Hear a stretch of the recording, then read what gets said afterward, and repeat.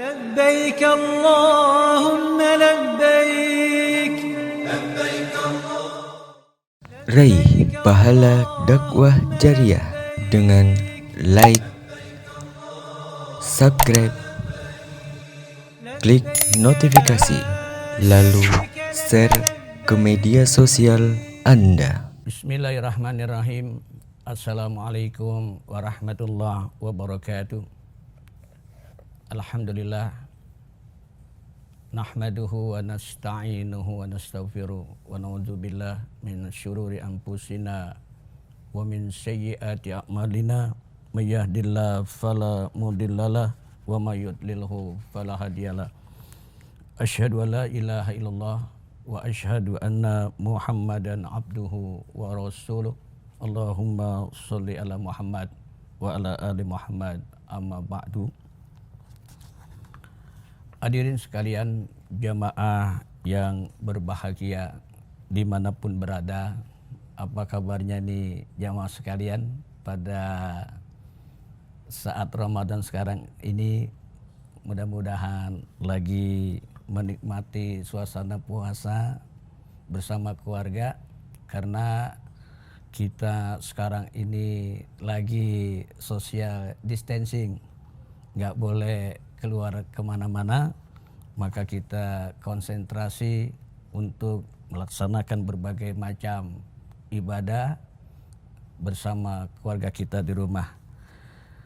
Hadirin sekalian, di dalam kesempatan ini saya ingin mengajak kepada jamaah sekalian untuk menyimak satu dialog yang memiliki luar biasa pelajaran yang bisa kita ambil. Dialog ini terjadi antara seorang laki-laki dengan salah seorang sahabat Nabi. Namanya kita sudah kenal, Abdullah ibnu Abbas, atau yang lebih dikenal dengan Ibnu Abbas. Sahabat Ibnu Abbas ini adalah sahabat kecil, karena yang menjadi sahabat Rasulullah SAW adalah orang tuanya, Abbas radhiyallahu an. Akan tetapi meskipun Ibnu Abbas ini masih kecil, beliau seringkali mengikuti Rasulullah SAW, terutama ketika Rasulullah memberikan pelajaran kepada sahabat-sahabat lainnya. Hampir tidak pernah tertinggal itu dilakukan oleh sahabat Ibnu Abbas. Oleh karena itulah kemudian sahabat Ibnu Abbas ini memiliki wawasan yang luas, ilmu yang tinggi, hafal Al-Quran, dan juga hafal banyak hadis-hadis Rasulullah SAW. Hadirin sekalian, orang yang semacam inilah satu ketika didatangi oleh seorang laki-laki. Untuk apa orang laki-laki ini datangi Abdullah ibnu Abbas? Karena Ibnu Abbas ini orang yang pintar, orang yang cerdas, orang yang kaya wawasannya, tinggi ilmunya, apalagi yang diharap dari orang yang bertemu dengan dia tidak lain adalah ilmu. Maka orang laki-laki ini bertanya kepada Ibnu Abbas, "Ya Ibnu Abbas, bolehkah saya bertanya kepada engkau tentang beberapa hal?" Maka Ibnu Abbas menyatakan, "Silakan. Kalau saya mampu akan saya jawab. Tetapi kalau saya tidak mampu, saya tidak berani menjawab. Karena masalah agama itu bukan cuma mengandalkan pikiran belaka. Bukan cuma sekedar perkiraan saja. Tetapi menjawab satu pertanyaan tentang ilmu agama harus dengan dalil-dalil yang bisa dipertanggungjawabkan."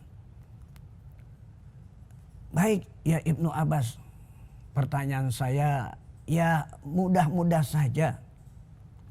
Mendasar ya Ibnu Abbas, tidak sulit-sulit. Yang pertama yang saya tanyakan kepada engkau adalah ma huwa khairul ayam wa ma huwa khairus suhur wa ma huwa khairul a'mal. Ya Ibnu Abbas, mana hari yang paling baik di antara hari-hari yang ada? Mana bulan yang paling baik di antara bulan yang ada? Dan yang ketiga, ma huwa khairul a'mal, mana perbuatan banyak yang paling baik di antara perbuatan banyak lainnya? Hadirin sekalian, satu persatu pertanyaan ini dijawab oleh sahabat Ibnu Abbas. Yang pertama, sahabat Ibnu Abbas menyatakan khairul ayam yaumul jum'ah wa huwa sayyidul ayam. Hari yang paling baik di antara hari-hari yang ada adalah yaumul jum'ah, hari Jumat. Karena hari Jumat itu banyak peristiwa besar. Di antaranya Allah menciptakan manusia pertama itu pada hari Jumat. Allah masukkan Nabi Adam itu pada hari Jumat. Allah keluarkan pun pada hari Jumat. Dan nanti dunia ini akan dihancurkan oleh Allah pada hari Jumat. Kemudian pada hari Jumat juga Allah memberikan amal ibadah yang luar biasa. Di antaranya adalah ketika malam Jumat atau hari Jumat, seseorang membaca surah Al-Kahfi, maka dia akan mendapatkan cahaya dari Jumat ke Jumat yang lain. Jadi hari Jumat atau malam Jumat bukan cuma sekedar baca Yasin, bukan. Tetapi di dalam hadis dikatakan membaca surat Al-Kahfi. Apakah dilarang membaca surat Yasin? Tidak. Tetapi yang menjadi persoalkan jangan cuma itu aja. Ya, kalau ibu-ibu itu setiap Jumat baca Yasin, yang dihafal Yasinnya doang. Ya, kadang-kadang udah tahunan kagak hafal, yang hafal gurunya. Nah, ini yang diperintahkan adalah kita membaca surat Al-Kahfi. Bahkan dalam satu hadis dikatakan kalau kita hafal, kita baca 1 sampai 10 ayat, nanti kalau ada yang mengalami bertemu dengan Dajjal, dia tidak akan bisa dipengaruhi oleh Dajjal dan tidak bisa ditaklukkan. Itu yang pertama, kata Ibnu Abbas, adalah hari yang paling baik adalah hari Jumat. Hadirin sekalian, kemudian yang kedua, bulan yang paling baik di antara bulan-bulan yang ada adalah bulan suci Ramadan. Seperti sekarang ini, kita masuki bulan suci Ramadan. Meskipun suasana Ramadan kali ini sangat mencekam, sangat menakutkan bagi orang-orang tertentu karena maraknya wabah virus corona. Hadirin sekalian, di luar sana orang boleh saja mencekam. Di luar sana orang boleh saja ketakutan. Akan tetapi bagi orang yang beriman, hati mereka, jiwa mereka tidak boleh surut sedikit pun untuk menyemarakan, mensiarkan dakwah Ramadan sebagaimana tahun-tahun yang sebelumnya. Di dalam bulan suci Ramadan itu Allah menurunkan Al-Quran. Ini satu nikmat yang luar biasa. Syahrul Ramadan allazi unzila fihil Qur'an. Allah turunkan Al-Quran. Hudal linnas wa bayyinatim minal huda wal furqan. Sebagai petunjuk, sebagai penjelas, sebagai pembeda yang hak bagi manusia. Kemudian di dalam bulan Ramadan Allah memerintahkan untuk melaksanakan ibadah puasa. Ibadah puasa ini merupakan tangga, jenjang agar seseorang itu mampu mencapai satu tempat tertinggi yang dinamakan takwa, tempat yang sangat mulia di sisi Allah. Kalau di sisi manusia, orang bisa jadi tinggi karena pangkat dan kedudukannya. Bisa jadi karena dia punya harta. Bisa jadi dia punya fasilitas keduniaan. Tetapi bagi Allah itu tidak penting. Apapun jabatan dan kedudukan seseorang itu, mau kaya, mau miskin, mau punya jabatan atau tidak, maka yang terpenting bagi Allah adalah ketakwaan. Inna akramakum indallahi atqakum. Manusia yang mulia di sisi Allah itu karena ketakwaannya. Bisa jadi rakyat kecil lebih mulia dari seorang pejabat tertinggi dimanapun berada. Bisa jadi office boy itu lebih mulia di sisi Allah kalau dia konsekuen, bertanggung jawab, dan jujur di dalam melaksanakan tugasnya ketimbang para pejabat tinggi dengan level yang luar biasa. Kemudian di dalam bulan suci Ramadan pun ada malam Lailatul Qadar. Kita tahu luar biasa nilainya. Seperti 1000 bulan, kurang lebih 83 tahun. Dan banyak lagi keistimewaan yang lain di dalam bulan Ramadan. Hadirin sekalian, lalu yang ketiga kata Ibnu Abbas, pekerjaan banyak yang paling baik adalah sholat wajib 5 waktu tepat pada waktunya. Ini pekerjaan yang luar biasa. Sholat, meskipun saat sekarang ini banyak masjid-masjid cuma mengumandangkan azan, tetapi banyak yang sholatnya di rumah, mengikuti himbauan Majelis Ulama Indonesia, dan tentunya tidak lagi kita mempersoalkan pro dan kontraknya. Yang jelas dan pasti, kata sahabat Ibnu Abbas menyatakan pekerjaan besar yang paling utama adalah sholat 5 kali tepat pada waktunya.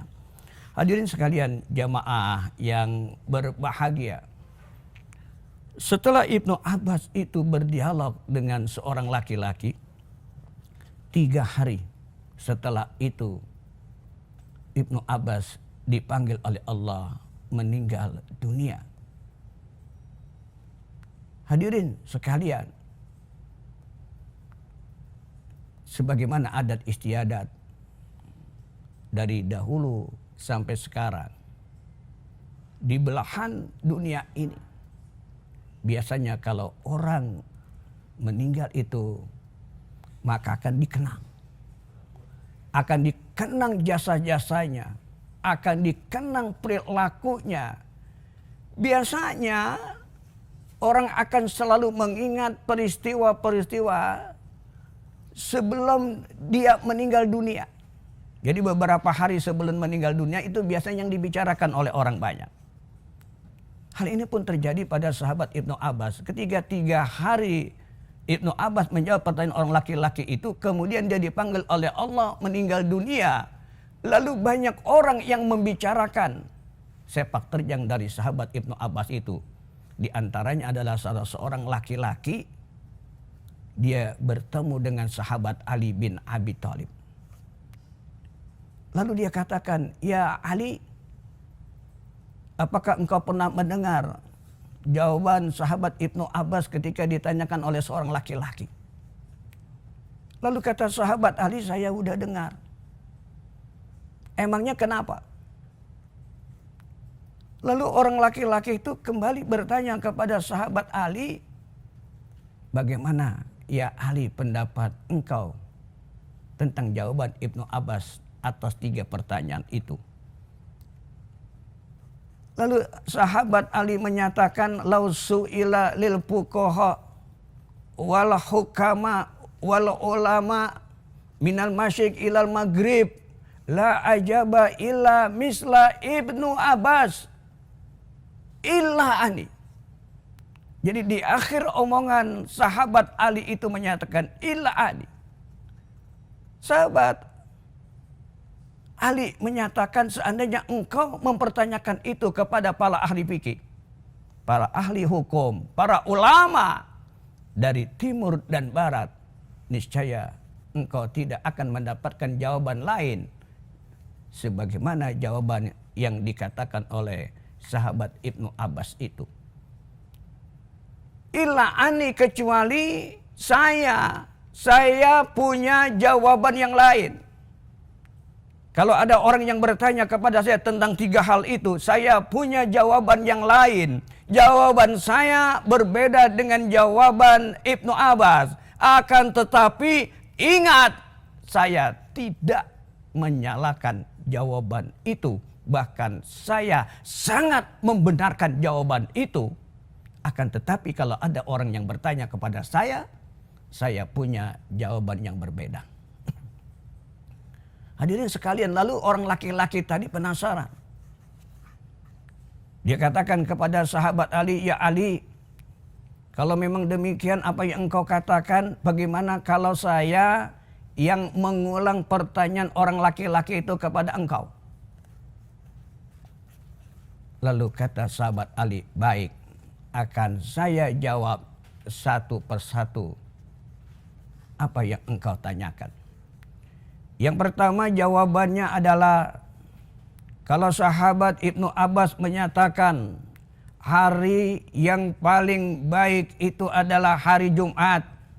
Tetapi kalau engkau bertanya kepada aku tentang mana hari yang paling baik di antara hari-hari yang lain, maka saya menyatakan allazi tahruju minad dunya wa anta mu'minat.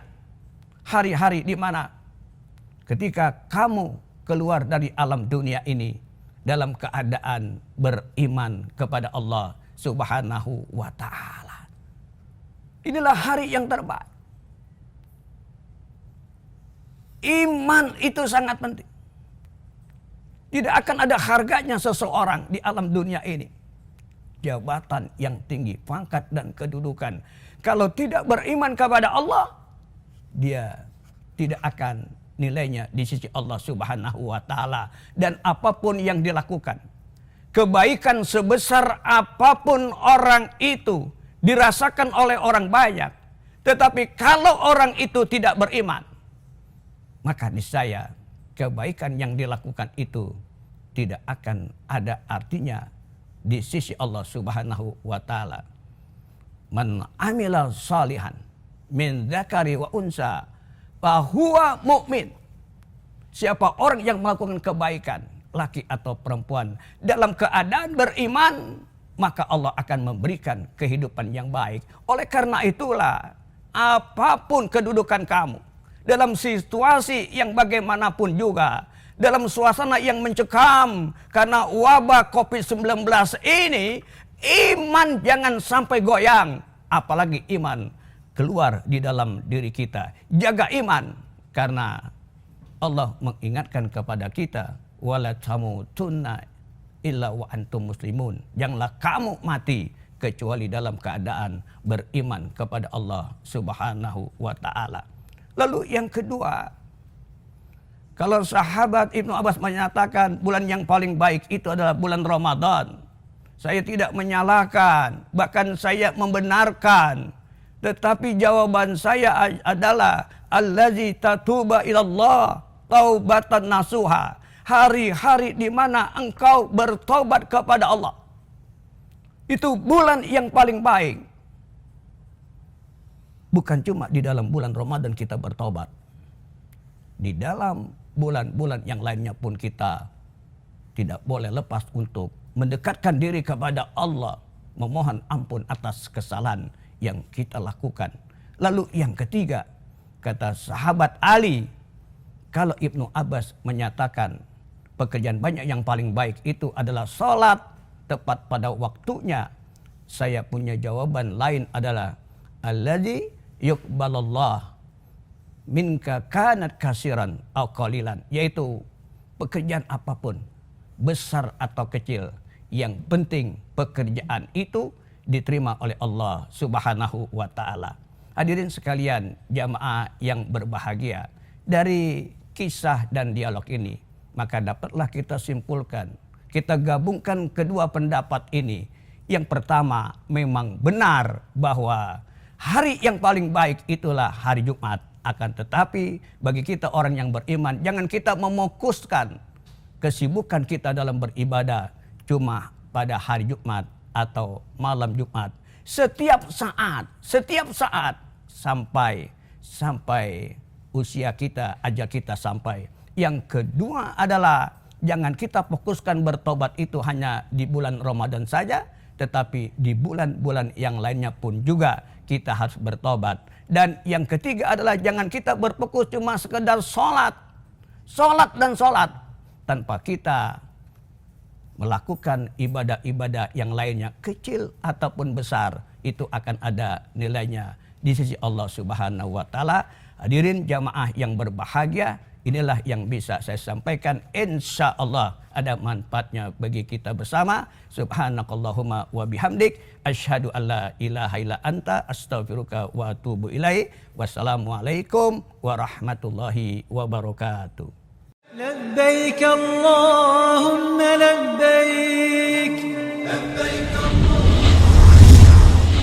Budaya Safari, hidupkan sunnah, jalin ukhuwah, raih barokah.